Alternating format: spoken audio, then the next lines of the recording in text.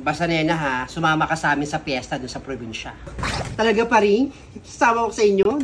Kasama kita para masaya. Sino pa yung sasama mo? Si Alicia Bu. Gusto ko kasing kasama yun, makulit kasing kasama yun eh. Natutuwa ako pag gumaganon si Alicia Bu. Ipiin mo na.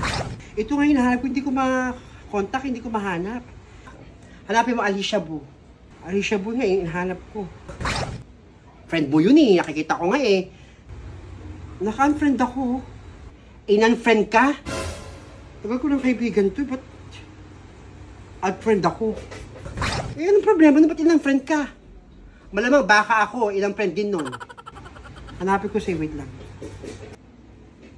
Wala. Hindi ko nakikita ng friend mo. Sabi ko na eh. In-unfriend tayo nun eh. Anong dahilan nun? Ba't in-unfriend tayong dalawa? Eh, huwag mo na invitahin yun, tayo na lang. Nena! O pa rin! Kayo na pa ako hanap sa inyo eh. Pag ginagawa nyo rito. Pinag-usapan namin yung piyesta dun sa lugar namin. Sasama ko kayo sa piyesta. Pupunta tayo ng piyesta sa inyo? Talaga? Invitahin ko sana si Alicia Bu. Nakita ko, naka-unfriend ako. In-unfriend kami ni Alicia Bu. Huwag mo na kasi invitahin si Alicia Bu. Invite mo lang si Feling Taga o kaya si Wanda. Yung sa probinsya nyo. Siguro tama ka, hindi ko na-imbitahin yun. Ano problema ng babae nyo? Ba't in-unfriend tayo? Eh, huwag mo na rin i-friend ko, in-unfriend ka, deadmahin mo na lang. Kaya pag nakita ko, pag sasabihan ko. Bumili nga pala ako ng, ng itlog. Kumuha kayo doon, bibigyan ko kayo. Galing, yun. Galing Laguna. Ah, talaga? Sige. Kukuha kami doon ni paring doon ng pulang itlog. Sabay na kami ni Nena kumuha doon. O sige ha, kuha lang kayo doon. Salamat, Negra ha. Excited na ako. Sige na. Miss na ako. O, sige na. Ingat.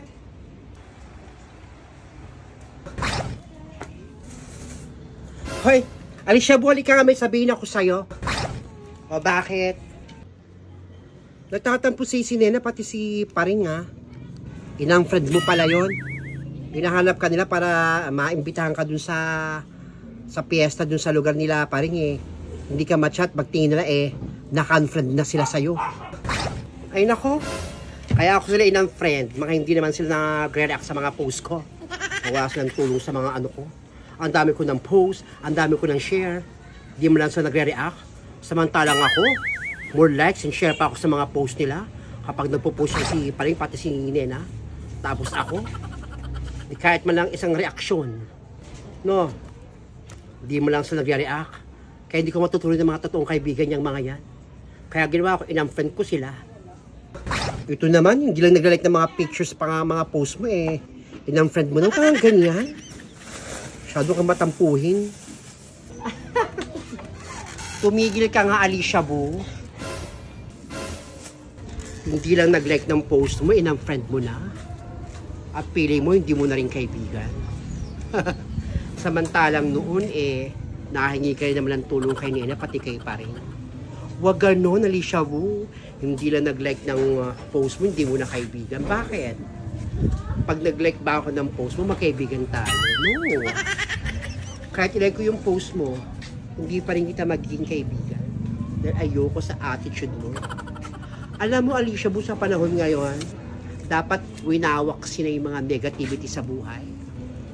Dapat hayaan mong balutin yung pagkatao mo ng positivities. Dapat ganun. Nagkakaedad na tayo, no?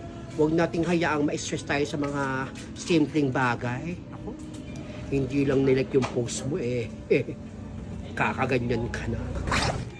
Nako, Feli, wala akong pakialam sa nararamdaman mo. Pareho tayo.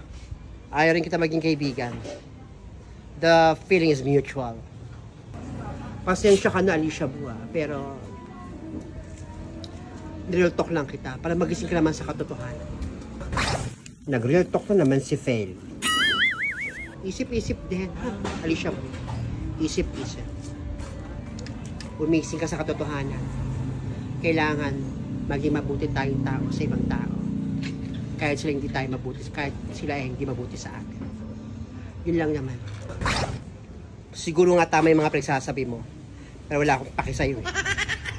Pasensya na. Sige, Negra.